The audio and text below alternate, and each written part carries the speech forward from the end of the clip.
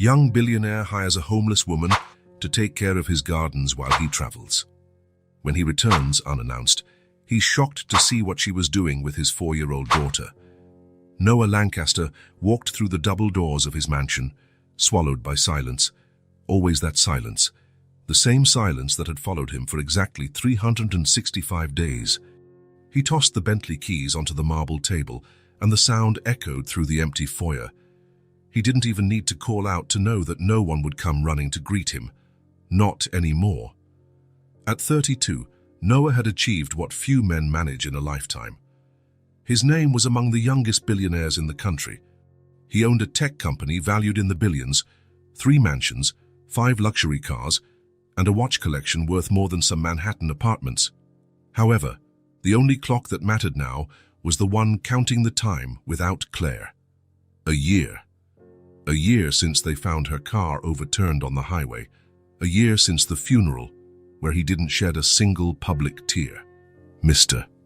Lancaster, we weren't expecting you so soon. Margaret Dram, the housekeeper, appeared with her usual discreet demeanor. Would you like me to serve dinner?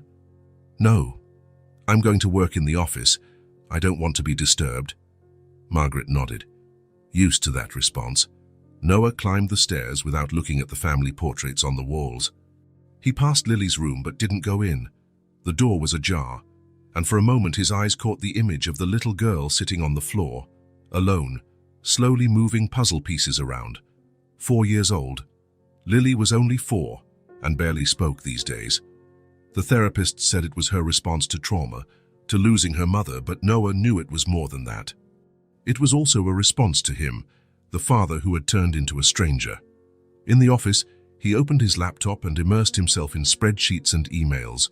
Work. Always work. That was where he hid his pain, his anger, his failure.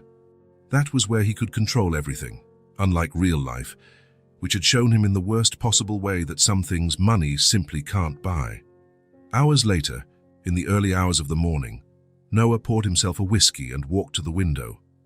Outside, the garden Claire loved so much was dying. No one had taken care of it since she was gone. The dry flowers and yellowed grass were yet another reminder of what he had lost. It started to rain outside. Inside the mansion, the silence continued, a silence once filled with laughter, piano music, and Claire's sweet voice calling his name.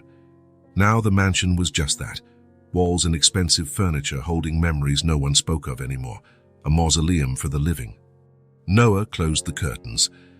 Tomorrow would just be another day of being the man he had become, cold, calculating, empty. The man who believed that if he felt nothing, then pain couldn't reach him. He was wrong, of course, but he didn't know that yet. Morning arrived grey and damp after a night of rain. Noah left earlier than usual, with 3 impeccably organized suitcases in the Bentley's trunk. Frankie, his driver, was already waiting outside, discreet in his black suit. "To the airport, sir?"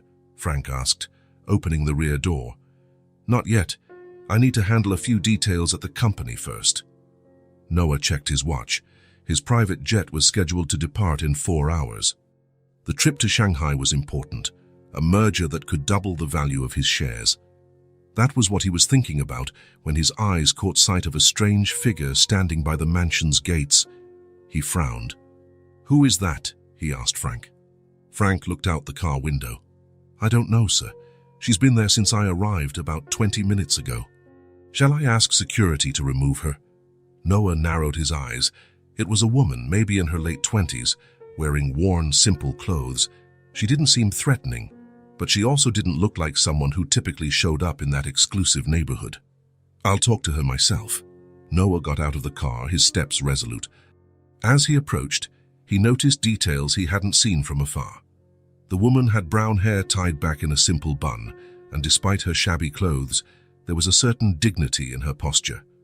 She didn't cower when he approached, as many would. "Can I help you?" he asked, in a polite but cold tone he used to dismiss unwanted visitors. She looked straight at him. Her intense green eyes showed neither fear nor submission. "Good morning, Mr. Lancaster," she said, her voice clear. "My name is Evelyn Turner. I'm looking for work and heard your garden is in need of care." Noah raised an eyebrow. He hadn't expected such a direct response. Who told you that? No one had to. I passed by yesterday and saw the state of the garden. It's a shame to let such a beautiful space go to waste. Her frankness took him by surprise. There was something almost defiant in her tone, despite her polite words.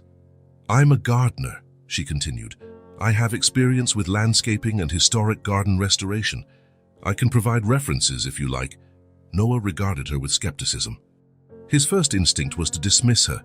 He didn't hire people who just showed up at his door, no matter how qualified they claimed to be. We're not hiring, he replied, turning away. Your garden disagrees, she said, not raising her voice, but firm enough to make Noah stop and turn back. What did you say? The garden. It was designed with species that need regular care.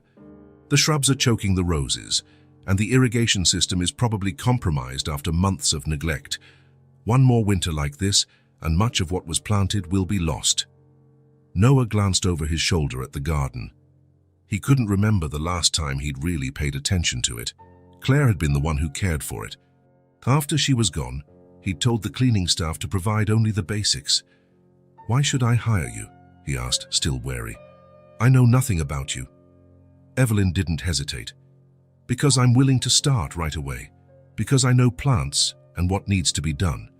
And because, she paused briefly, looking at the mansion, this garden deserves to come back to life. Something in those words struck Noah. He didn't show it, of course.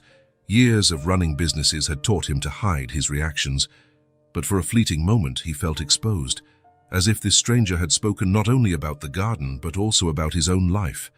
Her silence followed, only the distant sound of traffic and the wind in the trees.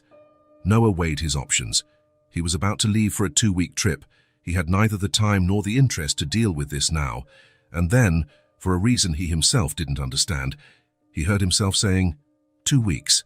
I'm traveling on business and will be gone for 2 weeks. If you like, you can work in the garden during that time. Speak with the housekeeper. She'll give you access to the tools you need. Evelyn's face lit up with a small smile, the first since they'd started talking. Thank you for the opportunity, Mr. Lancaster. Don't thank me yet. When I get back, I'll decide if the job continues. He gave a curt nod and returned to the car, where Frank waited, clearly curious about the conversation. Noah offered no explanation. To the company, he ordered, opening his laptop as soon as he settled into the seat. Evelyn remained where she was, watching the car drive away. To any observer, Noah's decision might have seemed like an act of kindness, but for him it was just an irrelevant detail, something to check off his list before traveling. He had no idea how that impulsive decision would change his life. Margaret, the housekeeper, couldn't hide her surprise when Noah called to inform her about the temporary hire. A gardener, she asked, looking through the kitchen window at the woman waiting at the back entrance. Are you sure, Mr. Lancaster? It's just for 2 weeks, Margaret. She'll only work in the garden, not in the house. And make sure she stays away from Lily. Yes, sir. Margaret hung up, wearing a worried expression.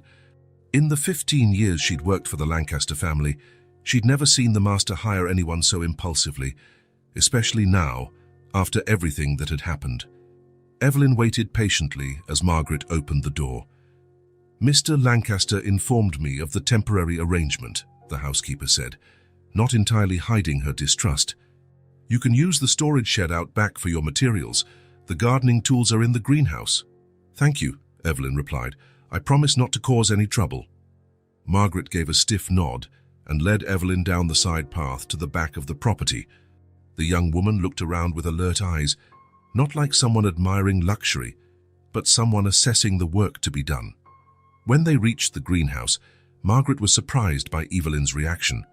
She didn't seem intimidated by the size of the garden or its neglected state. On the contrary, there was a certain determination in her gaze, as if she were facing a welcome challenge.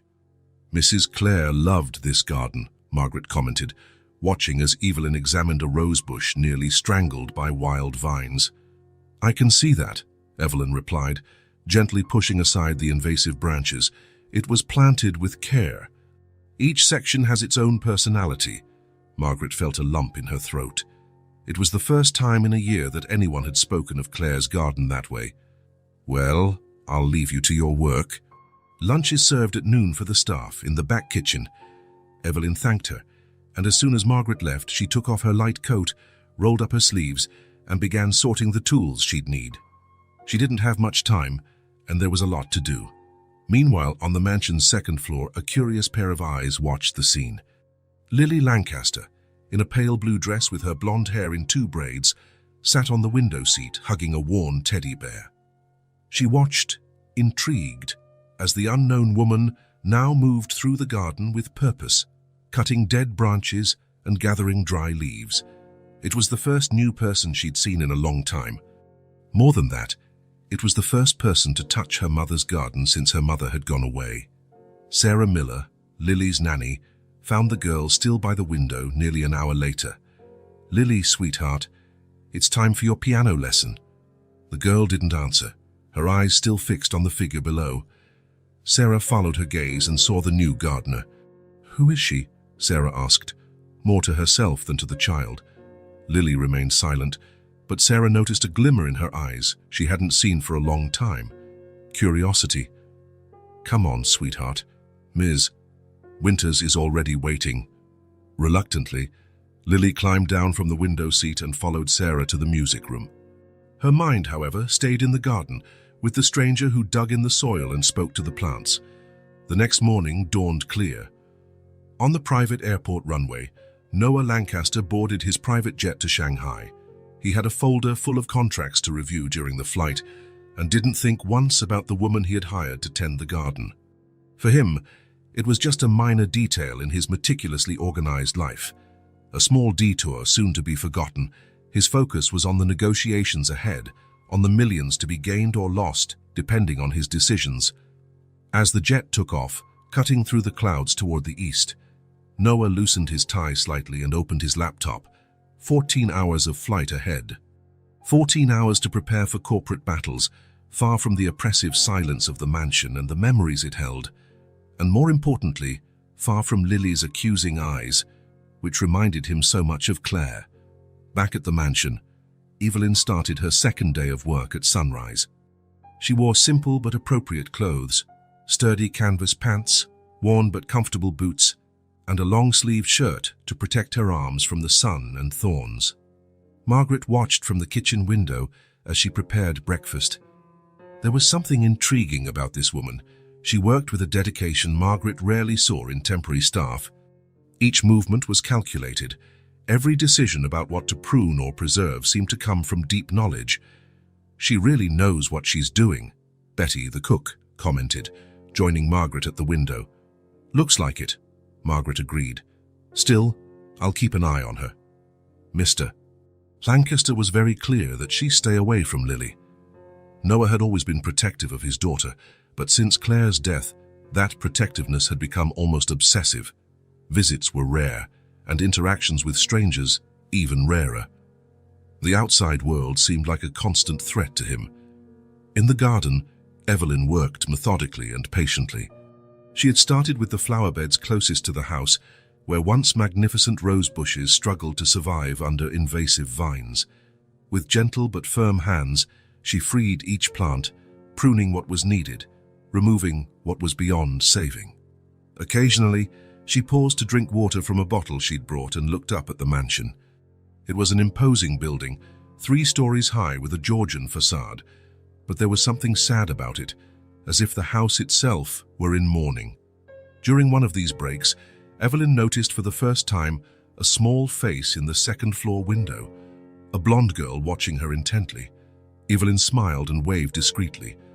The face vanished immediately, like a frightened animal retreating to its burrow. Lily.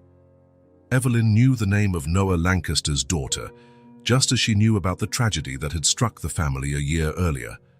Claire Lancaster's accident had made the news, even in the circles Evelyn frequented. The death of a young, beloved socialite always attracted attention. Returning to her work, Evelyn reflected on the irony of the situation. There she was, a woman who had lost everything, working for a man who, despite having all the money in the world, also seemed to have lost what mattered most. The hours passed quickly as she worked. The sun was high when Sarah came out to the garden, Lily by her side, holding her hand. "Good morning," Sarah called, keeping a safe distance. "You must be the new gardener." Evelyn stood up, removing her gloves to greet the nanny. "Evelyn Turner," she introduced herself with a smile. "I'm just tidying up the garden while Mr. Lancaster is away." Sarah nodded, studying Evelyn with cautious eyes. Next to her, Lily watched everything with an expression far too serious for a 4-year-old. "I'm Sarah, Lily's nanny," she said, placing a hand on the little girl's shoulder. "We were just going for a walk, right, Lily?" The girl didn't respond, her eyes fixed on the tools scattered on the grass. "It's nice to meet you," Evelyn said, bending slightly to be at Lily's eye level. "You must be Miss Lily. Your garden is very beautiful." Lily lifted her eyes to Evelyn, surprised at being addressed directly. Usually, adults talked about her, not to her. "It's not my garden," she said in a soft voice, almost a whisper. "It was my mom's." Sarah's eyes widened in surprise. Lily rarely spoke to strangers, and almost never mentioned her mother. Evelyn nodded seriously. "So it was your mother who liked the yellow roses. They're my favorites too." A flicker of interest flashed in Lily's eyes, but she said nothing more. Sarah, recovering from her surprise, gave a tense smile. "Well, we won't get in your way." "Come on, Lily." They continued along the stone path that circled the property. Evelyn went back to work, but every so often she felt Lily watching her from a distance. By the end of the day, as the sun began to set, Evelyn gathered her tools and looked with satisfaction at the work she had done. It was just a start, but she could already see the potential. The roses were free, the path was clear, and the fountains were clean. With the right timing and consistent care, that garden would once again become what it had been. As she walked to the back exit, Evelyn passed an area she hadn't explored yet. It was a small greenhouse, almost hidden among tall shrubs. The glass structure was dirty, and some panels were broken, but something inside caught her attention. Approaching carefully, she peered through the dusty glass. Inside, wilted but still alive, were dozens of orchids in various stages of neglect. Some had new buds fighting to survive, while others drooped sadly in their pots. The 5th day dawned with clear skies and a welcoming sun. Evelyn arrived early as usual, carrying a small extra bag along with her tools. Inside were seeds of various flowers, zinnias, daisies, and dwarf sunflowers, perfect for little hands to plant. She didn't expect to see Lily so early, but there was the girl sitting on the back step, waiting with a straw hat too big for her head, and a look of eagerness Evelyn had never seen before. "Good morning, Lily," Evelyn greeted, trying to hide her surprise. "You're up bright and early." Lily swung her legs, which didn't reach the ground. Her little shoes dangled in the air as she held the hat's brim so it wouldn't fall over her eyes. "Sarah said I could help you if you let me," the girl explained, her voice steadier than in previous days. "I promised not to get in the way." Evelyn smiled, feeling a wave of fondness. Over the past few days, Lily had gradually come closer, first just watching from afar, then asking occasional questions, and yesterday finally touching a rose petal when Evelyn invited her to. Each little step felt like a victory. "Of course you can help me. Actually, I have a special mission today that requires small, careful fingers." Lily's eyes shone with a spark of curiosity. "What mission?" Evelyn opened the bag and showed her the colorful seed packets. "We're going to create your own flower bed with fast-growing blooms. You'll be able to see them sprout in just a few days." Lily got off the step, hesitant but clearly intrigued. "Can I pick the colors?" "All of them. And we'll put a little sign with your name on it so everyone knows it's yours." The girl's face lit up with a shy smile, revealing a small gap where a baby tooth had recently fallen out. "I've never planted anything before." "Then today is your big day." 20 minutes later, Sarah came out to the garden looking for Lily and found a scene she never expected to see. The child crouched in the dirt, her hands dirty, laughing as Evelyn explained how each seed needed its own space so it wouldn't feel cramped when it grew. "Lily," Sarah exclaimed, half surprised, half relieved to find her. "You went outside without telling me." Lily looked up, but her hands stayed focused on scooping tiny holes in the freshly prepared bed. "Sorry, Sarah," she replied, not taking her eyes off the little hole she was digging. "But I had to come early to help with the baby flowers." Sarah watched the scene, torn between protective instinct and the joy of seeing Lily so animated. Since Claire's death, the girl had closed up like a small snail, speaking as little as possible and rarely smiling, spending hours just staring out the window.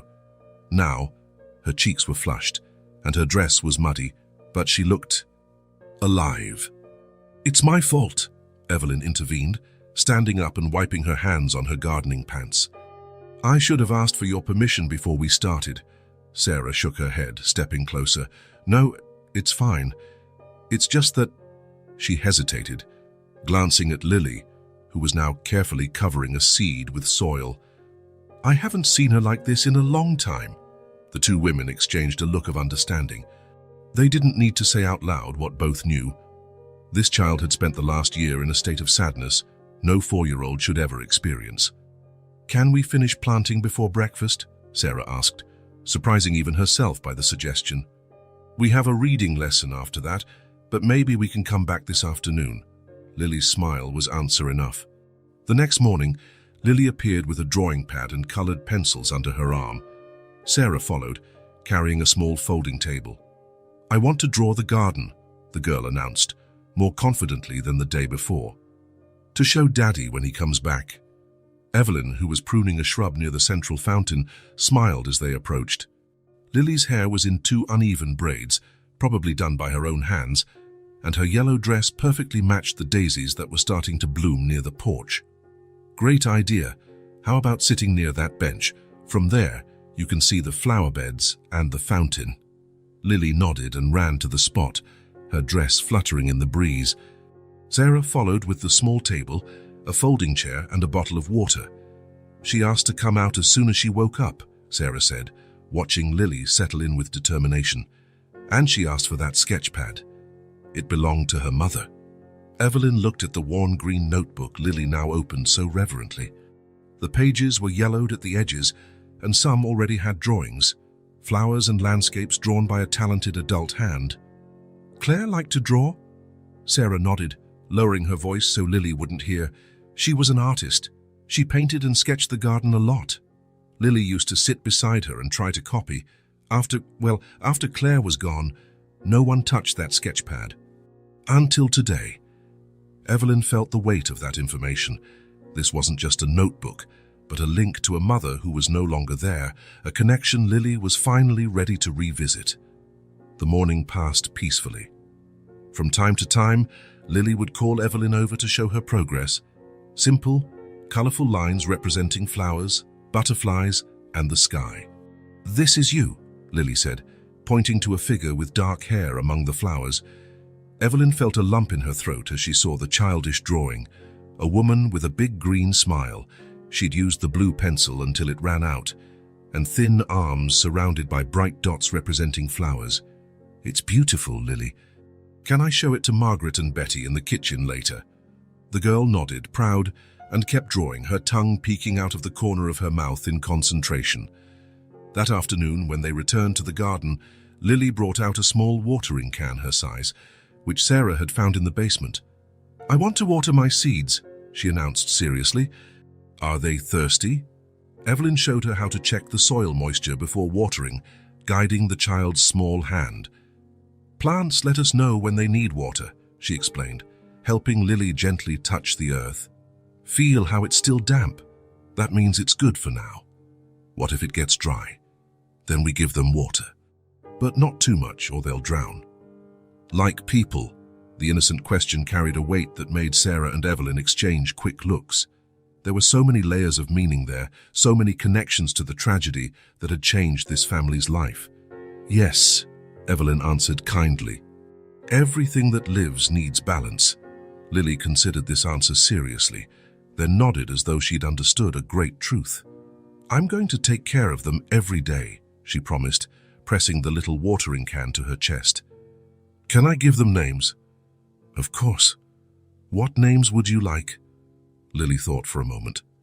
"I'll call the yellow ones Sun, the red ones Strawberry, and the purple ones—" She paused, searching for the word dream. Those are perfect names, Evelyn agreed, sharing a smile with Sarah. On the 6th day, it rained. A gentle, steady rain that Evelyn assured was the best gift for newly planted seeds. Lily was disappointed she couldn't go into the garden, but Evelyn suggested she draw pictures of what she imagined the seeds were doing underground. The girl spent the whole afternoon in the playroom, creating images of smiling seeds waking from a long sleep, stretching tiny green arms toward the surface. Seeds don't really have arms, she explained to Margaret when the housekeeper brought her afternoon tea. But I'm pretending they do so my drawing is more fun. Margaret, who had worked for the Lancasters since before Lily was born, froze for a moment, the tray trembling slightly in her hands. It was the longest sentence she had heard from the girl in months.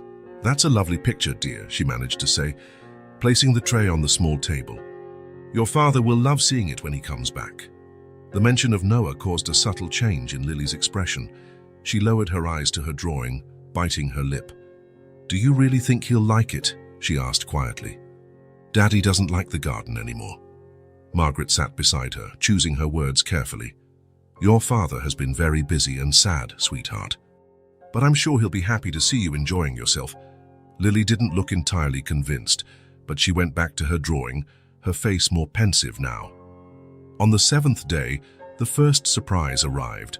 Lily came running into the garden in her pajamas and bunny slippers, with Sarah hurrying behind her carrying a jacket. "Evelyn! Evelyn!" the little girl called, her voice bursting with excitement. "Come see!" Evelyn, who had just arrived and was sorting her tools in the shed, dropped everything and followed Lily to the special flower bed they had planted.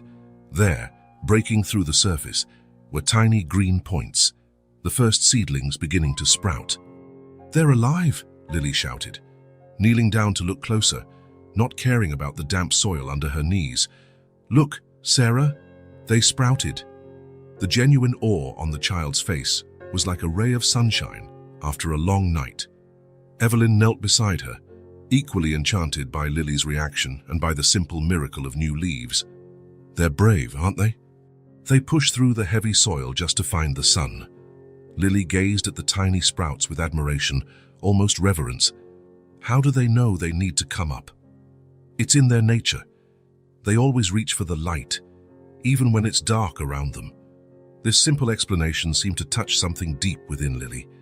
She stayed silent for a moment, contemplating the seedlings. "Can we put the sign up now?" she asked at last. "So they know this is Lily's garden." Sarah, her eyes misty, quickly fetched the small wooden sign they had painted the day before. Lily placed the sign carefully, adjusting it several times until she was satisfied with its position. "And now it's official," Evelyn declared. "This is Lily's flower bed." The following days established a new routine. Lily spent more and more time in the garden, helping Evelyn with simple tasks, gathering dried leaves, watering plants, observing pollinating insects. Each day brought a new question, a new discovery, a broader smile. To everyone's surprise, Lily began showing an insatiable curiosity about everything living in the garden. She wanted to know the names of all the plants, how they grew, why some had thorns and others didn't. She asked about the insects, the birds visiting the feeders Evelyn had installed, and even the worms they found while turning the soil. "Why don't worms have eyes?" she asked one morning, watching one squirm in her fingers. "Because they live in the dark, underground. They don't need eyes down there." "So, how do they know where to go?" "They feel," Evelyn explained, gently guiding the worm back into the soil. "Some things we don't need to see to know they're there." Sarah, initially apprehensive, now brought books and lessons to the garden whenever the weather allowed. They sat under a tree's shade, and Lily practiced reading with nature-themed stories, much more interested now that she could see real examples around her. The girl who barely spoke now formed full sentences, asked questions, shared opinions. One afternoon, she surprised everyone by reciting from memory the names of all the flowers they had planted in the exact order. "She slept through the night without nightmares," Sarah told Evelyn one morning, as they watched Lily draw flowers on paper. "The first time in months. She's eating better too," added Margaret, who had joined them with a tray of lemonade. "Last night she asked for seconds at dinner. That hadn't happened since—" She didn't finish the sentence, but there was no need, they all knew. The garden also showed visible signs of transformation. The rosebeds, once smothered by weeds, now displayed fresh buds. The paths were clearly defined, the central fountain worked again, and the stone benches had been cleaned and polished. Evelyn had discovered, hidden behind the greenhouse, a small stone table and child-sized chairs. After a thorough cleaning, it became Lily's favorite spot for snacks and drawing. Betty, the cook, told Margaret the garden was beginning to look like it did in Claire's time. "Will Mr. Lancaster approve of all this?" she whispered to Margaret as they prepared lunch, watching through the kitchen window. Lily was crouched beside Evelyn, both watching a ladybug on a daisy leaf. Margaret didn't answer immediately. Noah Lancaster had been hard to please since the tragedy. His grief had turned into a coldness that kept everyone at arm's length, including his own daughter. But could even he remain indifferent to his daughter's first genuine smile in an entire year? "I think what matters is that the girl is happy," Margaret finally said. "It's been so long since we've seen her like this," Betty agreed, watching Lily giggle openly when the ladybug suddenly flew away, landing on her arm. "I never thought he'd hire someone just on a whim," Margaret murmured, almost to herself. "Mr. Lancaster is usually so careful about who he lets in this house. Maybe it was fate," Betty suggested, always the romantic one. Margaret wasn't one to believe in fate, but she had to admit Evelyn's arrival had brought a welcome change to that grief-stricken home. 9,000 kilometers away, in a conference room overlooking Shanghai's skyline of skyscrapers, Noah Lancaster was finalizing the details of the merger that had brought him to the other side of the world. The negotiations had been exhausting, the days filled with endless meetings, business dinners and contract reviews. There was little time to think about home or what might be happening there. His daily calls were brief and practical, check-ins with his assistant about how business was running, instructions for his legal team, a few questions for Margaret about the mansion. During a break between meetings, he called home as he always did. "How are things?" he asked Margaret after the usual greetings. "Everything's in order, sir." "Is Lily all right?" he asked, as he always did. "Yes, sir," Margaret replied, hesitating slightly. "Actually, she's been spending a lot of time in the garden." "In the garden?" Noah frowned, pausing from signing a document his assistant had placed before him. "I thought nobody used that space anymore." "The new gardener has been doing a good job, sir, and Lily seems to enjoy watching her." Noah paused, vaguely recalling the woman he'd hired on a whim before leaving, a decision he'd made without much thought, just to get rid of that stranger and get on with his day. "As long as everything's all right," he replied, changing the subject to more practical matters about the house. His assistant signaled that the next meeting was about to start. Noah ended the call quickly, focusing again on the numbers and clauses that filled his days. Not for a moment did he imagine that, while he discussed millions in an air-conditioned conference room in Shanghai, the true miracle was happening in his own backyard, where a silent child was talking, laughing and dreaming again, thanks to a bit of soil, some seeds, and the infinite patience of a determined green-eyed gardener. In his world of business and contracts, Noah Lancaster believed he controlled every variable, could predict every outcome. But he had no idea about the quiet revolution taking place in his own home, a revolution born of childish laughter and blooming flowers under the summer sun. Noah Lancaster rubbed his tired eyes as the Bentley passed through the mansion gates. The trip back from Shanghai had been exhausting. A 16-hour flight, an unexpected layover in Dubai, and turbulence that made sleep impossible. But the merger was complete, 3 days ahead of schedule, and he returned with a signed $1.2 billion contract. "We arrived earlier than expected, sir," Frank noted, adjusting the rear-view mirror. "You didn't notify the household staff?" "No," Noah replied curtly. "I prefer it this way." The truth was that he hadn't planned on coming back early. He made the decision right after the final signature. His associates had suggested he stay for the celebration party, but something drove him to return. It wasn't longing, at least that's what he told himself. It was mere practicality. The car circled the driveway, and Noah frowned at the sight. The front garden, once neglected, was unrecognizable. The neatly trimmed hedges framed the entrance path. The flower beds, which had been mere yellow patches 2 weeks ago, now displayed vibrant blooms in full flower. The central fountain, shut off since Claire's death, was flowing with crystal-clear water, the soft sound creating a serene atmosphere. "Looks like the new gardener took her work seriously," Frank remarked, noticing Noah's surprise. Noah didn't reply. He got out of the car and paused for a moment, inspecting the transformation. The place looked exactly as Claire used to keep it, immaculate, harmonious, full of life. A knot formed in his throat. For a moment, it was almost as if time had rolled back, as if stepping inside he might find Claire waiting with her radiant smile. Following the stone path, he noticed more details. The carefully pruned and blooming rose bushes, the ornamental shrubs shaped into elegant forms, the climbing vines on the house's facade, now contained and guided to frame the windows rather than overwhelm them. This wasn't the work of a mere temporary gardener. It was the work of someone who understood landscape design, someone with talent and dedication. He entered the house without announcing himself, expecting the usual stillness that had reigned since Claire's death. Instead, he heard something that left him momentarily paralyzed. Laughter. Lily's laughter. Following the sound, he walked through the main hall toward the French doors leading to the back gardens. Through the glass, he saw a scene he never expected. The once overgrown backyard garden was completely transformed. Where weeds and wild shrubs had taken over, there were now organized flower beds of various colors. The paths were clean and defined, the pergola restored and covered with blooming vines, and the small greenhouse, abandoned for so long, had sparkling clean windows in the sunshine. In the middle of this transformation, sitting on a picnic blanket on the grass, was Lily. She wore a yellow dress stained with dirt, her hair loose in the wind, laughing with abandon.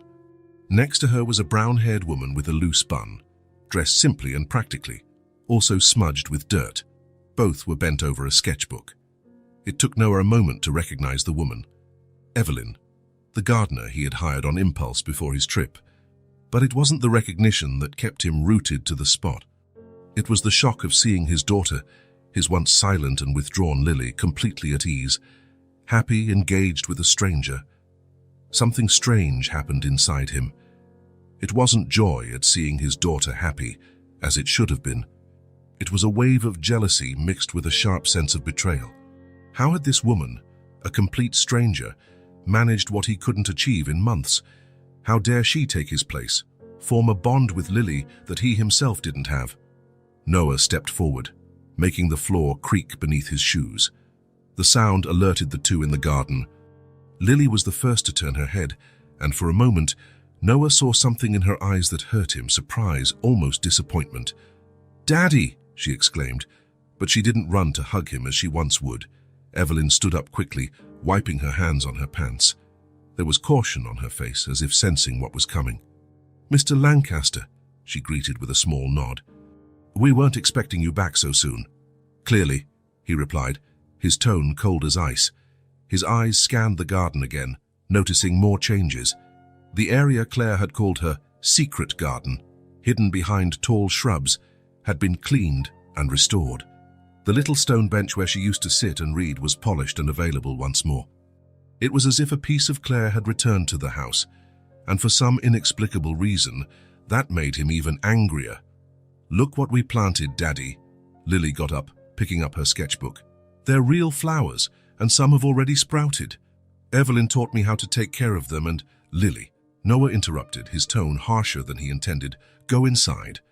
Now, the happiness vanished from the girl's face, replaced by confusion and hurt. "But Daddy—" "Now, Lily." The girl lowered her head, hugging the sketchbook to her chest. She glanced at Evelyn one last time before trudging back into the house. Only when she was inside did Noah turn his attention to the gardener. "I don't recall authorizing such extensive changes to the garden," he said, his voice controlled but icy.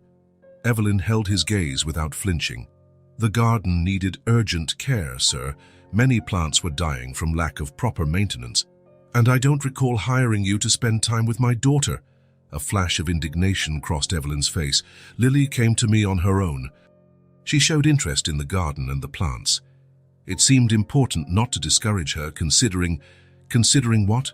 Noah cut her off, stepping toward her in a threatening manner. You don't know my daughter.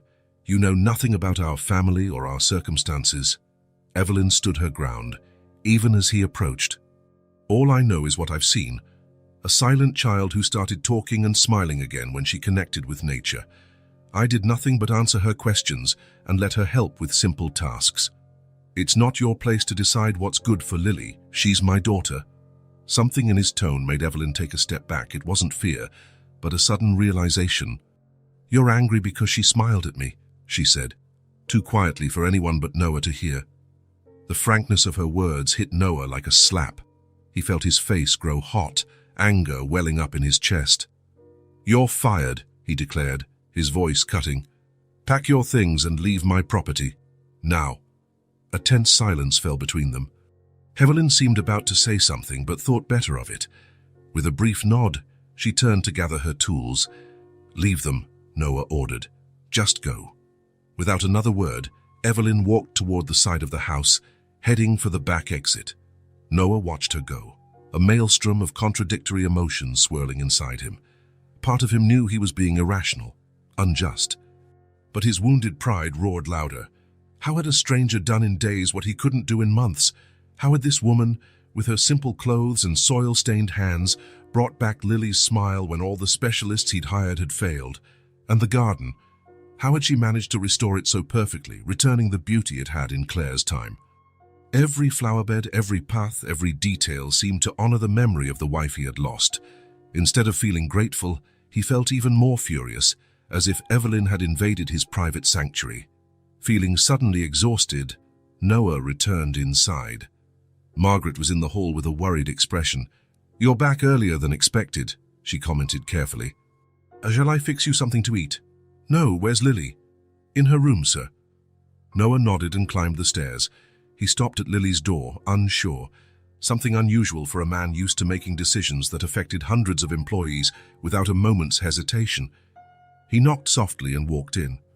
Lily was sitting by the window, her sketchbook on her lap, staring at the garden. When she heard the door, she turned her head.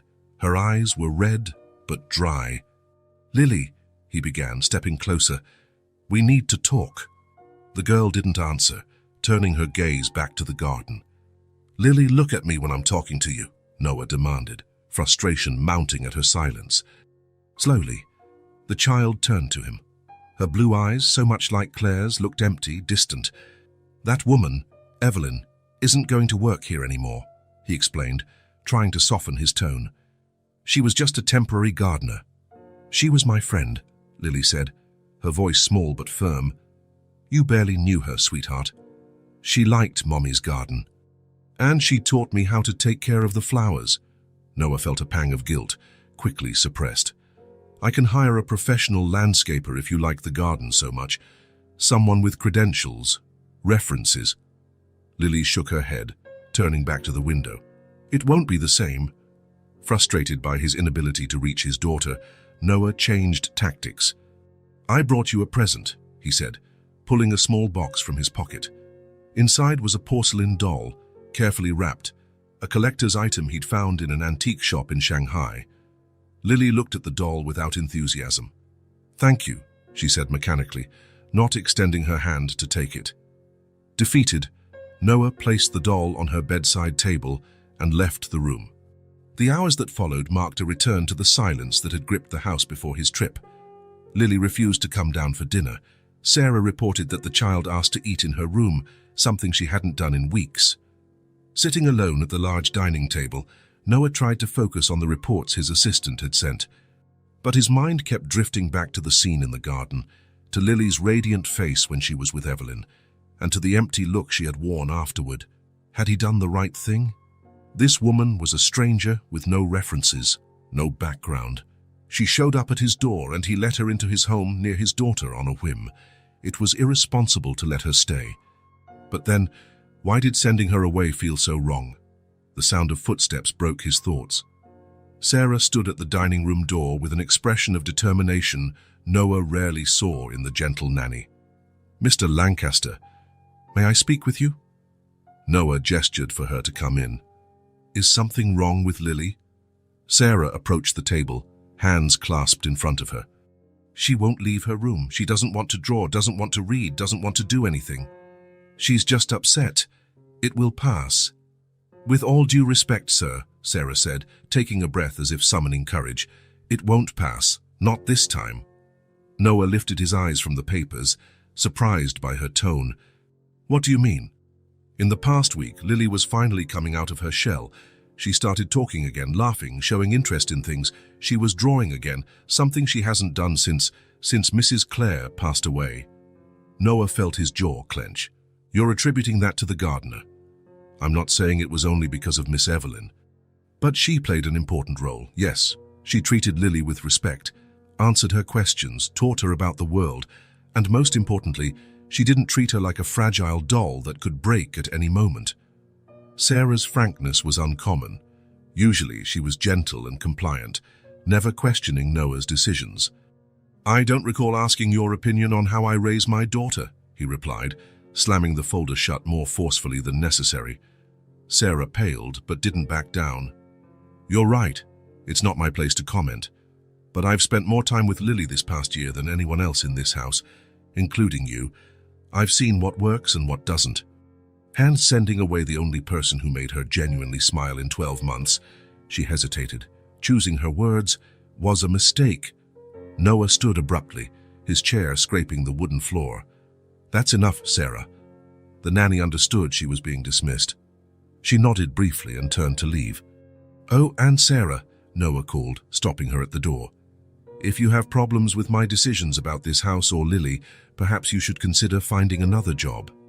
She looked at him for a long moment, her expression a mix of disappointment and pity. If I leave, Mr. Lancaster, who will really see Lily? With those words, she left, leaving Noah alone with his troubled thoughts.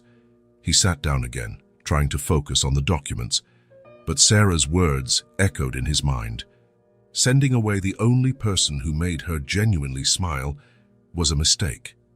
Irritated with himself, Noah got up and poured a generous measure of whiskey.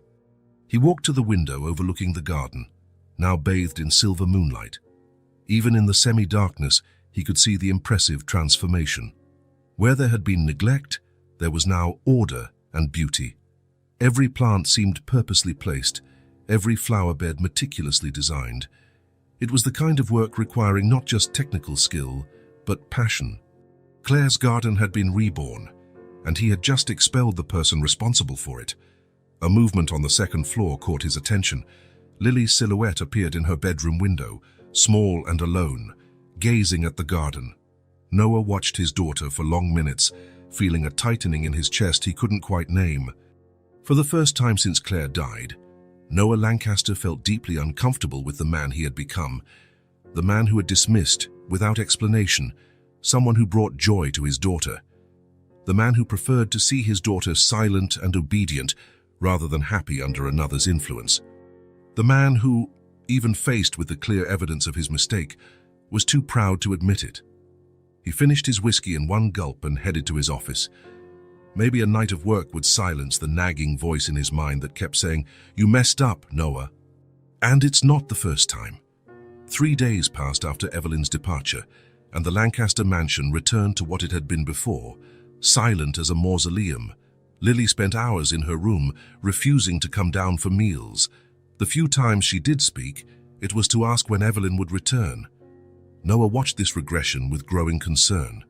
The previous night, he'd heard Lily crying softly as he passed her door. He stopped, hand on the doorknob, but didn't go in. What would he say? How would he explain to a 4-year-old that he had sent away the only person who'd made her smile in months because of his own wounded pride? On the morning of the 4th day, Noah entered his office earlier than usual. The restless night had given him dark circles under his eyes, but his mind was clear for the first time in days. He had made a decision. He picked up the phone and called Margaret. "I need you to find out everything you can about Evelyn Turner," he said bluntly. "Who recommended her, where she worked before, how she found out about the job. Everything. Mr. Lancaster, no one recommended her," Margaret replied hesitantly. "She just appeared at the gate that morning, asking for work. You hired her yourself." Noah frowned. That was true. On a moment of, impulse? Curiosity. He had given a chance to a total stranger. She must have mentioned something about her past to someone on the staff. Ask everyone. I want that information today. Yes, sir. Noah hung up and turned his attention to the mountain of documents on his desk. Though he tried to concentrate on the contracts and reports demanding his attention, his thoughts kept returning to Lily's hurt expression and the garden that now seemed to accuse him every time he looked out the window. By midday, Margaret knocked on the office door. Come in, Noah ordered, attempting to seem absorbed in his work. Margaret entered, holding a small notepad. I got some information about Miss Turner, sir. Noah gestured for her to sit. Go on. Margaret consulted her notes. Betty, the cook, spoke with her the most. From what we gathered, Miss Turner was an art teacher for children at a primary school in a town called Westville, about 2 hours away. She was reportedly well respected and loved by her students. So how did she go from a respected teacher to a gardener with no references? Noah asked, leaning forward. Margaret hesitated. It seems there was a tragedy, sir. From what Betty understood, Miss Turner lost someone very close, possibly a child, and couldn't continue teaching. She sold everything and spent the last few months traveling from town to town, taking on temporary work. A child. The information hit Noah like a punch. He sank back in his chair, absorbing the blow. Anything else? References, education. Sarah mentioned her extensive knowledge of botany and art. Apparently, Miss Turner studied both at university. How did she know about the garden? How did she know we needed a gardener? Margaret shook her head. That we don't know. But Beth, the maid, recalls hearing Miss Turner say that some gardens speak to her, that she can sense when they need help. Beth thought it was just a poetic expression. Noah dismissed Margaret with a wave, needing to be alone with his thoughts. After she left, he opened his laptop and began searching. Evelyn Turner, art teacher, Westville. The results appeared quickly. Local newspaper articles showed a younger woman, hair shorter, smiling broadly, surrounded by children at a school art exhibit. Another article showed the same woman receiving a community award for a program that used art to help children with trauma. He kept digging and then he found it. A small note from 3 years ago. Community mourns tragic death of teacher Evelyn Turner's child. No details about the cause, just mentions of the school support and the indefinite leave Evelyn had requested. He needed more information. He picked up the phone and dialed the number of his private investigator, the same one he used to vet potential business partners. Maxwell, I need a favor. Everything you can find on Evelyn Turner, former art teacher in Westville. He provided the details he already knew and hung up. Maxwell was efficient. He'd have a full report in a few hours. While waiting, Noah tried to work, but his mind wouldn't settle. He stood and walked to the window, looking out at the garden. The afternoon sun lit the newly planted flowers, highlighting the meticulous care evident in each flower bed arrangement. It wasn't just competent work, it was art. Maxwell's report arrived by email late in the afternoon. Noah opened it immediately, his eyes devouring the information. Evelyn Marie Turner, 34 years old, degree in visual arts and botany from State University, award-winning teacher, married to Thomas Turner, a civil engineer. One son, Oliver, born 6 years earlier. Then the tragedy. Oliver, at just 3 years old, diagnosed with a rare form of leukemia. After months of treatment, the boy passed away. 6 months later, Evelyn's and Thomas's marriage, already shattered by grief, ended. Thomas moved abroad. Evelyn sold the house, donated most of her belongings, and essentially disappeared for almost 2 years. No formal employment since then, only temporary gigs in different towns. Gardening, antique furniture restoration, private art lessons. No criminal record, no debts, no sign of concerning behavior. Just a woman trying to rebuild her life after losing it all. Noah closed the laptop, feeling a weight on his chest. The image he'd formed of Evelyn, a schemer with no skills, was completely wrong. She was educated, talented, experienced in working with children, and she knew the pain of losing a loved one in a way few could. Maybe that was why Lily instinctively connected with her, the unspoken understanding of someone who knew loss. While he, Noah, had tried to protect his daughter by hiding his own pain, Evelyn had offered something far more valuable, the truth that one could feel pain and still go on living. Noah shook his head, confronting his own arrogance. He had judged Evelyn based on appearances, on prejudices. He had never given her a real chance, never tried to know her. And now he needed to find her, not just for Lily, but to correct his mistake, to prove to himself he could still recognize when he was wrong. "Frank," he called, grabbing his coat, "get the car ready." The Hope House shelter was on the west side of the city, a simple two-story building with a discreet sign out front. Noah had never set foot in a place like that before, and he felt out of place parking his Bentley on the modest street. Maxwell had discovered that Evelyn was staying there, a shelter for people in transition, offering temporary lodging while they looked for work and permanent housing. The receptionist eyed the well-dressed man warily as he walked in. "May I help you? I'm looking for Evelyn Turner. He hesitated. What was he to Evelyn? Not a friend, certainly. Not exactly a former employer, given how it ended. "I'm Noah Lancaster. She worked for me recently." The woman evaluated him for a moment, as if assessing his intentions. "Wait here, please." She disappeared through a side door, leaving Noah alone in the small reception area. He observed the surroundings, clean but worn walls, simple furniture, a table with brochures about jobs and social services, a world entirely unlike his own. Minutes later, the receptionist returned. "Mrs. Turner will see you in the common room." "This way, please." Noah followed her down a hallway into a large room with several tables and chairs. It was nearly empty at this hour, except for an elderly man reading a newspaper in the corner and Evelyn sitting by the window. She didn't stand when she saw him. Her green eyes watched him cautiously, her face expressionless. "Mr. Lancaster," she said with a brief nod. "I wasn't expecting to see you here." Noah hesitated, suddenly at a loss for words. All his usual confidence, so useful in boardrooms, seemed to have abandoned him. "May I sit?" he asked, indicating the chair across from her. Evelyn nodded, still wary. "How did you find me?" "I have resources," he said, immediately realizing how arrogant it sounded. "I mean, I needed to talk to you about Lily." At the mention of the girl's name, Evelyn's expression softened. "Is she okay?" Noah ran a hand through his hair, a rare gesture of nerves. "No, she's not. Since you left, she's back to how she was before. She hardly talks, doesn't smile, barely eats." Evelyn lowered her eyes, a shadow of sadness crossing her face. "I'm sorry for her. Lily is a special child, sensitive." "That's why I'm here," Noah said, leaning forward. "I'd like you to come back." Evelyn raised her eyes, genuine surprise evident. "Come back? To work in the garden? To—" He hesitated. Apologizing was not something he did often. "To fix the mistake I made." Silence fell between them. Evelyn studied him carefully, as if trying to gauge his sincerity.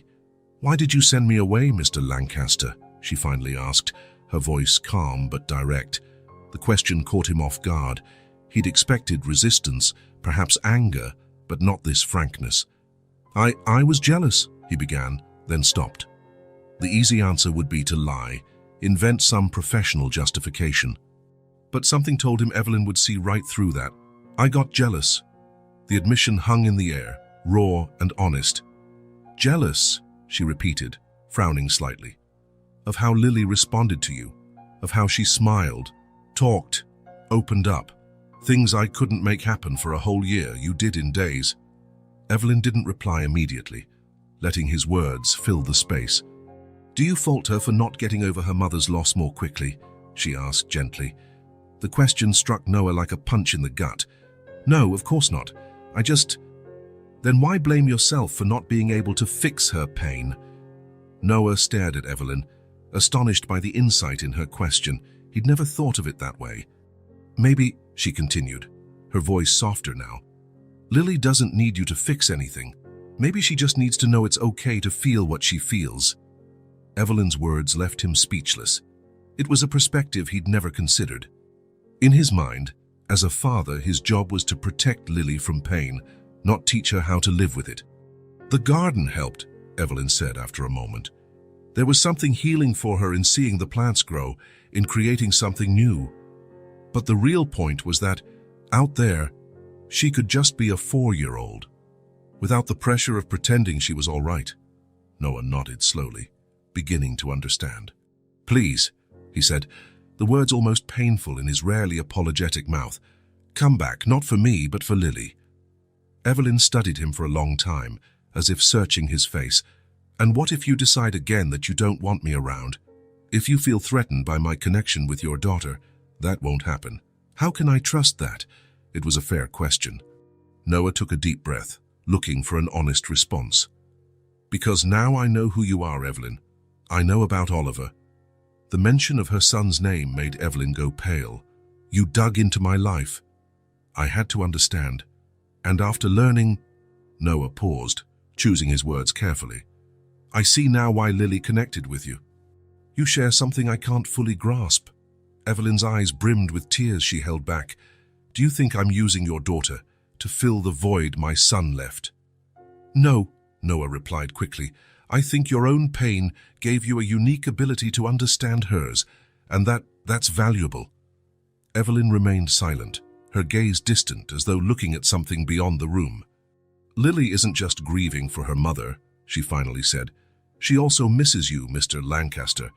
You're there physically, but emotionally." She left the sentence unfinished, but Noah understood. He had withdrawn, buried himself in work, in coldness, in arrogance. He had become a stranger to his own daughter. "I'm willing to change that," he said. "If you come back, I promise to do my part too." A silence settled over them. Outside, the sun was beginning to set, casting orange shadows through the window. At last, Evelyn spoke. "I'll come back for Lily, but on one condition." "What is it?" "That you spend at least 1 hour a day in the garden with her. Not necessarily with me, just the two of you." Noah nodded, feeling both relief and anxiety. "Deal." Evelyn got up, indicating that the conversation was over. "I can start tomorrow morning." "Yes, I'll have Frank pick you up." "That's not necessary. I can take the bus like before." Noah hesitated, then agreed. This humility, this lack of interest in exploiting his status and wealth, was more proof he had judged Evelyn completely wrong. Leaving the shelter and getting into his luxury car, Noah Lancaster, a man used to considering himself above almost everyone, felt small in the face of the dignity and strength of that woman. For the first time in a long while, he wondered if his arrogance hadn't blinded him to many other valuable things in his life. And what if he'd been different with Lily from the start? Instead of trying to shield her from pain by hiding his own, what if he had simply been there with her through their grief? It was too late to change the past, but maybe not too late to change the future. Tomorrow, Evelyn would come back, and with her, perhaps, a second chance for Noah to learn how to be the father Lily really needed. Noah Lancaster watched from his office window as Evelyn arrived. She came along the side path, dressed as simply as ever, jeans, a t-shirt, hair in a messy bun. She carried a worn backpack and walked with determined steps, though there was a slight hesitation in her posture, as if she was still unsure about returning. He hadn't told Lily about Evelyn's return. He didn't want to raise her hopes if Evelyn changed her mind at the last minute. The little girl was still quiet, refusing to come down for breakfast, communicating only with nods and single words when absolutely necessary.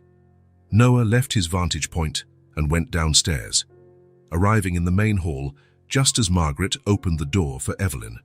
"Good morning," Noah said formally, keeping a safe distance. He still didn't quite know how to act around her after their conversation at the shelter. "Good morning, Mr. Lancaster," Evelyn replied, equally formal. An awkward silence fell between them until Sarah appeared at the top of the stairs, holding Lily's hand. The girl was still in her pajamas, her hair messy, eyes downcast. "Lily, dear," Sarah said gently. "Look who's here." The girl slowly lifted her gaze, and when her eyes found Evelyn, it was as though someone flipped a switch.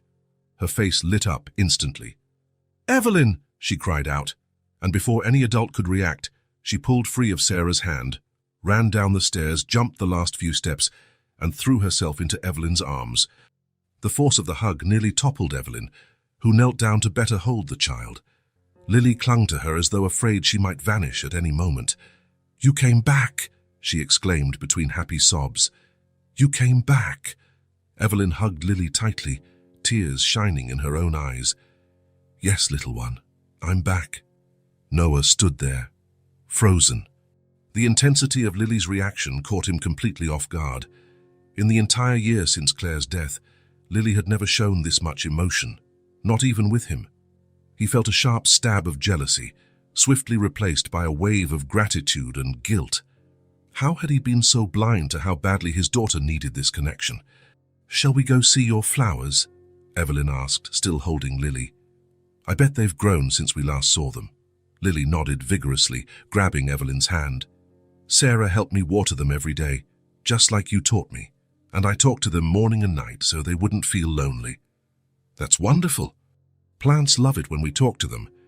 The two headed to the garden, Lily chattering excitedly about everything that had happened in Evelyn's absence. Sarah gave Noah a meaningful look before following them. Alone in the hall, Noah tried to process what he'd just witnessed. The contrast between Lily just minutes before, head down silent, and the vibrant child now running to the garden was so stark it hurt. How could he not have seen how deeply his daughter was suffering? How had he failed to notice that his way of coping, closing himself off in work, was pushing away the one person who really mattered? The days that followed introduced a new routine at the Lancaster mansion. Contrary to his usual habits, Noah worked more from home, splitting his time between his office and brief breaks to watch Lily and Evelyn in the garden. From his office window, he saw them planting, watering, chatting. Evelyn taught Lily to identify different types of plants, to understand signs of when they needed more water or sunlight. But it wasn't just gardening lessons.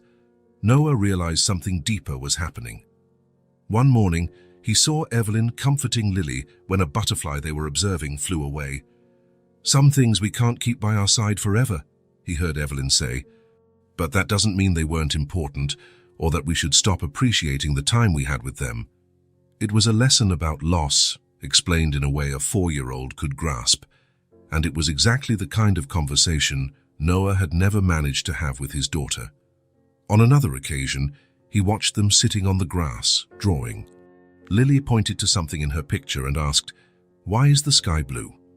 Rather than give a simplistic answer, Evelyn explained about sunlight and how it scatters in the atmosphere. When Lily seemed confused, Evelyn took a glass of water and a little milk, mixing a few drops to show how the water turned bluish when light passed through it. "Wow!" Lily exclaimed, fascinated. "It's magic. It's science," Evelyn gently corrected. "But sometimes science feels like magic, doesn't it?" Noah realized, with a pang of shame, that he had no idea his daughter was interested in butterflies, or the sky, or anything else that now seemed to captivate her. He had been so busy trying to protect her that he'd never truly gotten to know her. At the end of the first week after Evelyn's return, Noah finally kept his promise to spend time in the garden with Lily. It was an uncomfortable experience at first. He didn't know what to say or how to act. His business instincts were useless for bonding with a 4-year-old. "What do you usually do here with Evelyn?" he asked, feeling awkward on the small garden bench where Lily insisted they sit. The girl looked at him as if the answer was obvious. "We listen." "Listen to what?" "Everything. The bees, the wind, the leaves." Lily closed her eyes and tilted her head. "Try it, Daddy." Feeling somewhat silly, Noah closed his eyes and tried to listen.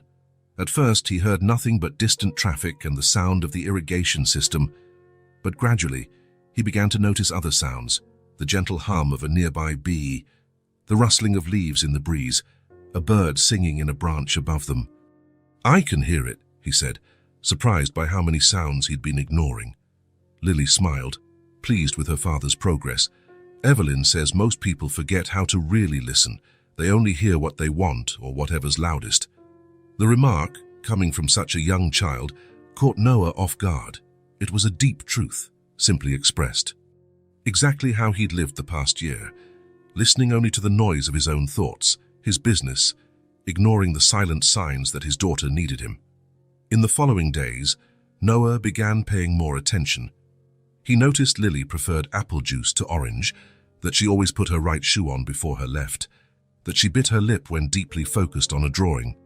Small details that, as her father, he should have known years ago. One afternoon, about 2 weeks after Evelyn's return, Noah found Lily in the living room, leaning over her sketchbook. She rarely used that room before, preferring her bedroom or the garden. "What are you drawing?" he asked, approaching. Lily looked up, hesitated a moment, then turned the sketchbook so he could see. Noah was immediately unsettled by what he saw. On the paper, drawn in childish but recognizable lines, were 3 figures. A small girl in a blue dress, clearly meant to be Lily, a tall man in a suit representing Noah, and a brown-haired woman in simple clothes, Evelyn. All 3 were holding hands, wearing big smiles. Above them, a bright yellow sun and a few clouds. Below, what seemed to be the garden, with colorful flowers and a butterfly. What unsettled him wasn't the quality of the drawing, but the fact that Evelyn was included. On paper, they looked like a family. "That's really nice," he said, trying to keep his voice casual. "Why did you draw Evelyn with us?" Lily studied the drawing, then looked at her father with the serious expression she got when considering an important question. "Because she makes us happy," she replied simply, as if it were the most obvious thing in the world. Her answer hit Noah like a brick. She makes us happy, not just Lily, but us, including him.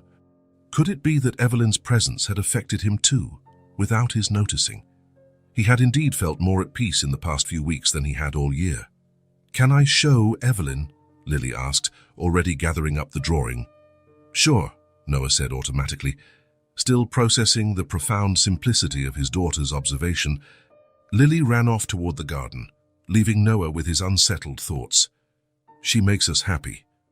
The words echoed in his mind, challenging the barrier he'd built around his heart since Claire's death. He decided he needed to talk to Evelyn, really talk, not just exchange polite remarks or discuss the garden. He needed to understand how this woman, a near stranger until a few weeks ago, had become so important to his daughter, and perhaps, though he wasn't ready to admit it, to him as well. He found them in the garden. Lily was proudly showing Evelyn the drawing, which Evelyn praised warmly. "Lily," Noah called, "I think Sarah's looking for you. Something about a new book that just arrived." The girl glanced between her father and Evelyn, reluctant to leave. "Go on," Evelyn encouraged with a smile. "We can continue our talk later." Once Lily was gone, an awkward silence settled between the 2 adults. Noah sat on a stone bench near where Evelyn was kneeling, tending a lavender bed. "She showed you the drawing," Evelyn said, not taking her eyes off the plants. "Yes, it was eye-opening." Evelyn smiled slightly, still not looking at him. "Children have a way of getting straight to the point, don't they?" "She said you make us happy," Noah noted, carefully watching Evelyn's reaction. The woman finally stopped what she was doing and sat on the grass, facing him. "Does that bother you?" "It confuses me," he admitted. "You're practically a stranger to us." A flicker of hurt crossed Evelyn's eyes. "Maybe I was a stranger to you, Mr. Lancaster, but not to Lily. How did you connect with her so quickly?" "The best child therapists in the city tried for months." Evelyn remained silent for a moment, as though deciding how much to share. "Maybe because I wasn't trying to fix her," she finally said. "I just let her be who she is, with all the sadness and confusion that entails. And you understand what she's going through," Noah added, not as a question. Evelyn looked up, surprised. "What do you mean?" "I know about Oliver," Noah said quietly. "I know you lost your son." A shadow passed over Evelyn's face. She picked up a handful of soil and let it trickle through her fingers before speaking. "Oliver had just turned 3 when he was diagnosed with a rare, aggressive leukemia. We fought for 8 months. In the end, not all the medicine in the world was enough." Her voice was calm, but Noah could feel the depth of the pain in those simple words. "After that, I lost everything. My marriage collapsed. I couldn't teach anymore, seeing other children every day. I sold the house, donated almost everything. I spent a long time just wandering, working odd jobs and just enough to survive." Noah listened in silence, realizing this woman had endured a grief as deep as his, maybe even deeper. "How did you move on?" he asked before he could stop himself. Evelyn looked him directly in the eye. "Who said I moved on?" The response caught him off guard. "But you're here. You're helping Lily, restoring the garden. You're alive." "Existing isn't the same as living, Mr. Lancaster. For a long time I was just existing," Evelyn said, looking up at the sky and taking a deep breath. "It was only when I started working with plants that something changed. There's something about their simplicity, how they keep growing even in the harshest conditions. They don't question, don't fight what they can't change. They just adapt and carry on." Noah felt a lump in his throat. It was exactly the opposite of what he had done. He had fought reality, closed himself off, refused to accept Claire's loss, and in the process, he nearly lost Lily too. "Then I met your daughter," Evelyn continued, "a child going through her own desert of sorrow. I didn't plan to get close to her, but when I saw those sad eyes watching the garden, something recognized itself in her. Maybe because I know what it's like to feel a hole in your chest where love used to be." The revelation struck Noah deeply, struck Noah. For the first time, he saw Evelyn not as an intruder or a threat, but as someone who truly understood. Someone who, despite losing everything, still found the strength to offer comfort to a child who wasn't hers. "I always thought I had to protect Lily from pain," he admitted. "That being strong meant not showing weakness.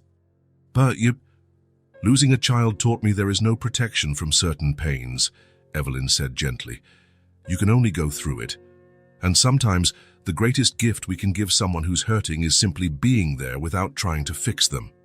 In that moment, something changed inside Noah. A barrier he hadn't known existed began to crumble. He saw clearly how his arrogance, his need for control, and his refusal to accept help or show vulnerability had created a chasm between him and his daughter. "I need to change," he said, almost to himself. "We all do, at some point," Evelyn replied. A silence fell between them, not uncomfortable, but filled with mutual understanding. Noah looked around the garden, noting how it had flourished under Evelyn's care, just like Lily. "Thank you," he said at last, "for everything you've done for Lily, and for this conversation." Evelyn nodded, a small smile forming on her lips. "You're welcome, Mr. Lancaster." "Noah," he corrected. "After all this, you can call me Noah."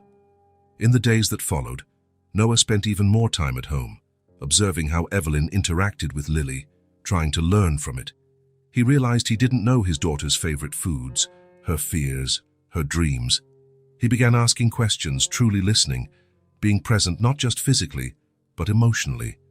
It was a slow process, often awkward.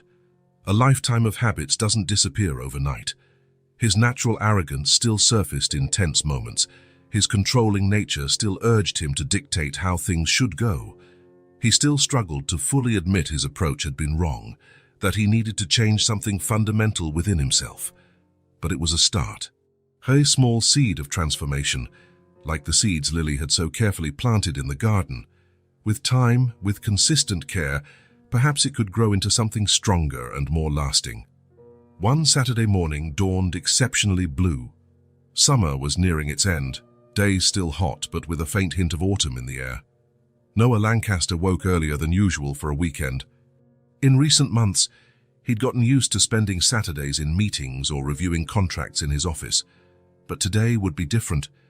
He went downstairs, still in his robe, something he would never have done before. In the kitchen, he found Betty making pancakes. "Good morning, Mr. Lancaster," she greeted, surprised to see him so early. "I didn't expect you for breakfast. Shall I make something special?" "The pancakes look great, Betty," he said, pouring himself coffee. "Is Lily up yet?" "Not yet, sir. But she shouldn't be long. She's been excited about Saturdays since Miss Turner started spending mornings here." Noah nodded, feeling a mix of anxiety and anticipation. Evelyn didn't know it, but he had cancelled all his appointments for the day. He had a surprise planned, something he'd discussed with Sarah the night before. While sipping his coffee, he heard eager footsteps on the stairs. Lily bounded into the kitchen, already dressed, her hair in two uneven braids she'd likely done herself. "Daddy!" she exclaimed, stopping in surprise when she saw him. "Aren't you working?" The innocent question stung Noah more than any explicit reprimand could have. It was Saturday morning, and his own daughter found it odd to see him at home. "Not today, princess," he said, opening his arms. "I thought we could spend the day together." The look of surprise on Lily's face turned into a radiant smile. She ran into her father's arms, and he lifted her up and spun her around, making her laugh with that pure, crystalline laugh he once thought he'd never hear again. "Can we go to the garden?" she asked when he finally put her down. "Evelyn's coming to help with the new flowers." "Of course," Noah replied. "Actually, I have a surprise for both of you." Lily's eyes went wide with curiosity. "What surprise?" "If I told you, it wouldn't be a surprise," he teased, winking. "Let's have breakfast first. Then when Evelyn arrives, we'll find out together." After breakfast, father and daughter headed to the garden. Over the past few months, it had completely changed. What was once a painful reminder of Claire's absence had become a place of life and renewal. The roses, which had meant so much to his late wife, were now thriving again. But it wasn't just Claire's plants that had been restored. New flower beds had been planted.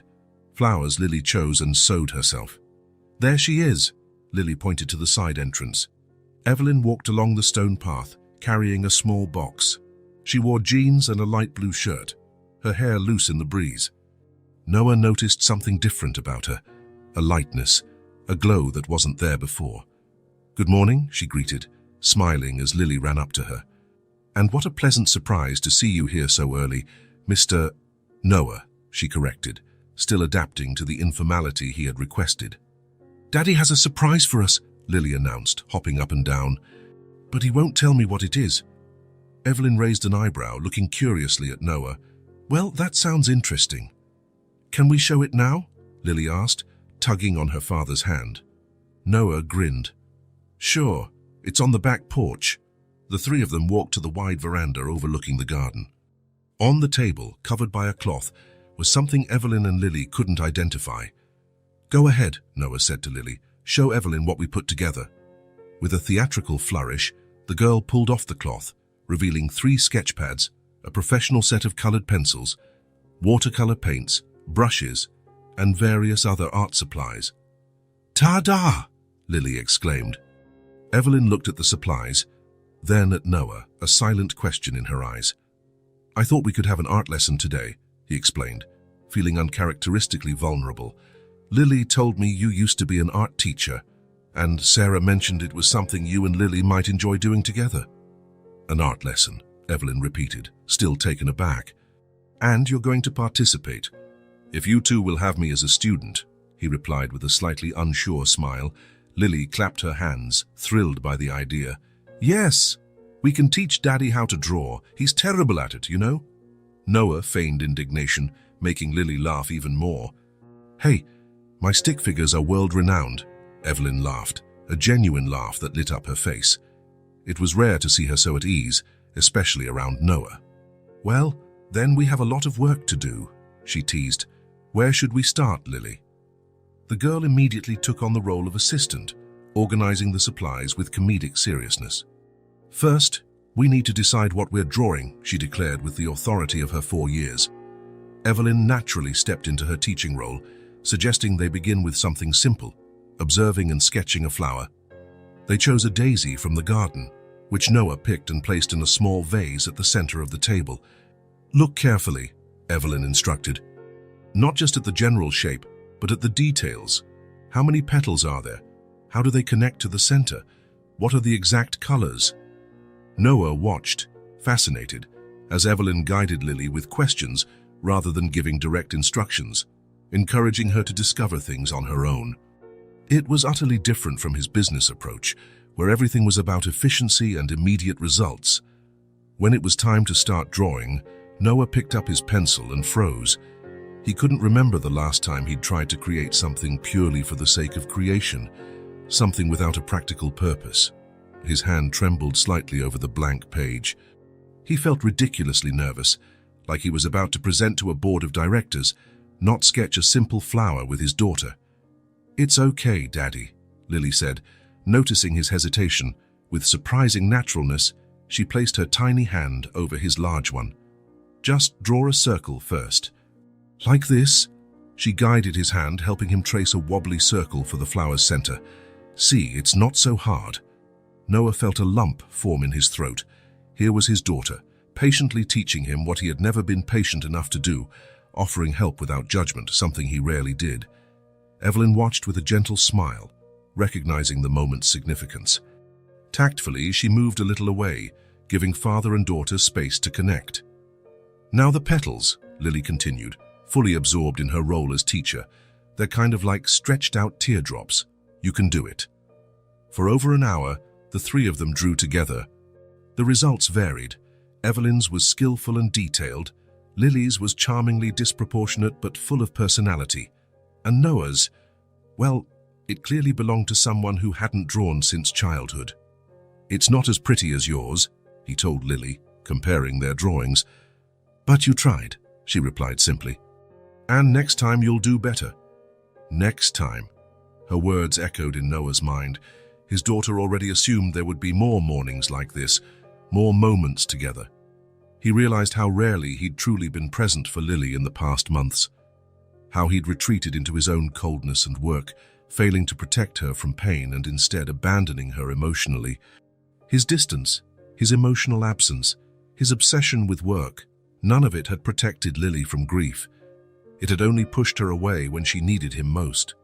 "I think it's snack time," Evelyn suggested, noticing the emotion on Noah's face. "Lily, why don't you ask Betty to bring something? Maybe those chocolate cookies you love." The child nodded and dashed inside, leaving the adults alone on the veranda. "Are you all right?" Evelyn asked once Lily was out of earshot. Noah shook his head, momentarily speechless. When he finally spoke, his voice was thick. "How could I have been so blind, so stupid?" "You were grieving," Evelyn replied gently. "We all make misguided choices when we're caught in the storm. But she's my daughter, my responsibility, and I abandoned her emotionally, just when she needed me most." Evelyn sat beside him, her green eyes reflecting understanding rather than judgment. "You know what's wonderful about children? They live in the present. Lily isn't holding a grudge about the past. She's happy because you're here now, drawing with her, even if your drawing looks, She hesitated, looking for a diplomatic word. "A disaster," Noah suggested, with a faint smile. "I was going to say abstract, but yes, a disaster works." They both laughed, and Noah felt something inside him loosen, like a tight knot unwinding. "Thank you," he said, meeting her gaze. "For everything you've done for Lily, for us." "It's my job," Evelyn replied, looking away. "No, it's much more than that, and you know it." Just then, Lily reappeared, announcing that the cookies would be ready in 10 minutes. The following weeks brought even deeper changes to the Lancaster household. The garden, now fully restored, had become the heart of the property. The summer flowers were at their peak, and new varieties had been planted for the approaching fall. But it wasn't just the garden that flourished. For the first time since Claire's death, the house didn't feel like a mausoleum. The curtains remained open during the day, flooding rooms with natural light. Music returned, initially through Lily's revived piano lessons, then through small speakers Noah set up in various rooms, playing the jazz melodies Claire had loved so much.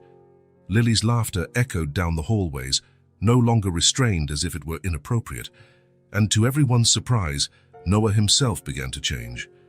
Not just his actions, spending more time at home, actively participating in Lily's life, but something more fundamental. The calculating coldness he'd adopted as a shield against pain started to melt. His rigid posture softened. He allowed himself to smile more, even laugh occasionally. Most importantly, he allowed himself to feel, not just the pain that had never truly left, but also joy, hope, and the possibility of a future that wasn't solely dark. One night, after Lily had gone to bed, Noah found Evelyn in the greenhouse, organizing seedlings for the next day. She had begun working full-time at the property, tending not just the garden but also helping with Lily, an arrangement that developed naturally, without formal discussions. "May I come in?" he asked, tapping lightly on the glass door. Evelyn looked up, surprised to see him so late. Of course. Noah stepped inside, feeling the greenhouse's warm humidity contrasting with the cool night air outside. He observed the orderly rows of pots, each labeled in Evelyn's elegant handwriting. "I've been thinking about something," he began, uncharacteristically nervous. "Something I should have done a long time ago." Evelyn paused what she was doing, giving him her full attention, which is, "Thank you, truly thank you, not just out of courtesy or obligation, but sincerely, for everything you've done for us, for me." Evelyn lowered her eyes, visibly moved. "There's no need to thank me." "I do," Noah insisted. "You came into our lives when we were at our worst, and instead of judging us, you gave exactly what we needed. Patience, understanding, room to heal. I don't know where we'd be without you now." Evelyn set the watering can on the bench, giving herself time to gather her emotions. "You also gave me something I needed," she finally admitted. "After Oliver, I was just existing, not living, wandering from place to place, never allowing myself to put down roots, never allowing myself to feel much. Lily brought me back. Her curiosity, her resilience, reminded me that there were still reasons to keep going." Noah nodded, understanding perfectly. "That's why I want to extend a formal invitation, not just to keep working here, but to stay as part of our family." Evelyn stared at him, clearly surprised. "Part of the family?" "Yes," Noah confirmed. "Lily needs you, and, to be completely honest, so do I." A single tear rolled down Evelyn's cheek, which she wiped away quickly. "I'm not offering charity," Noah hurried to clarify. "The garden has never been better cared for, and what you've done for Lily goes beyond any job description. I'm offering a home, a place where you can put down roots." Evelyn smiled through her tears. "Speaking like a real gardener now." "Put down roots?" Noah laughed, relieved by the break in tension. "I'm learning from the best." A moment of silence settled between them, broken only by the soft drip of water from the irrigation system. "Yes," Evelyn finally said, "I accept your invitation. Thank you." Noah extended his hand, a formal gesture that felt inadequate for the moment, but was the best he could manage just then. Evelyn took it, and something passed between them, an unspoken understanding, an acknowledgement of how far they'd come since that first meeting at the mansion gates. The next morning, Noah woke to the sound of laughter coming from the garden. He looked out his window and saw Lily and Evelyn sitting on the grass, studying something intently. He dressed quickly and went down to join them. "What did you find?" he asked, approaching. Lily looked up, beaming. "A family of ladybugs. Evelyn says they're good for the garden because they eat the bad bugs." Noah knelt beside them, watching the tiny red dots moving across a broad leaf. "They look busy." "Every creature has its purpose," Evelyn said, smiling at Lily. "Even the small ones." "Like us?" Lily asked, glancing from Evelyn to Noah. "Exactly like us," Noah agreed, placing a hand on his daughter's shoulder. In that simple moment, with the morning sun bathing the garden in golden light, Noah felt a certainty he hadn't felt in a long time. The future, once so bleak and limited, now stretched out before him, full of possibilities. He looked at Lily, absorbed in her discovery, at Evelyn, patient and attentive, and at the garden around them, teeming with life. Everything had changed in the last year. He had changed, and for the first time, he felt that the change was for the better. Claire always used to say that gardens are places of constant transformation, never truly finished, always evolving with the seasons. Maybe life was like that too. Not a journey with a fixed destination, but a continuous process of growth, of endings and rebirth. Noah Lancaster, the man who once believed money and power could solve any problem, who thought emotions were weakness and vulnerability, something to be avoided at all costs, had discovered a different truth. True strength lay in his ability to change, to admit his mistakes, to open himself up to pain and to joy. And as he watched his daughter squeal with delight at the ladybug crawling on her finger, Noah knew he was finally on the right path.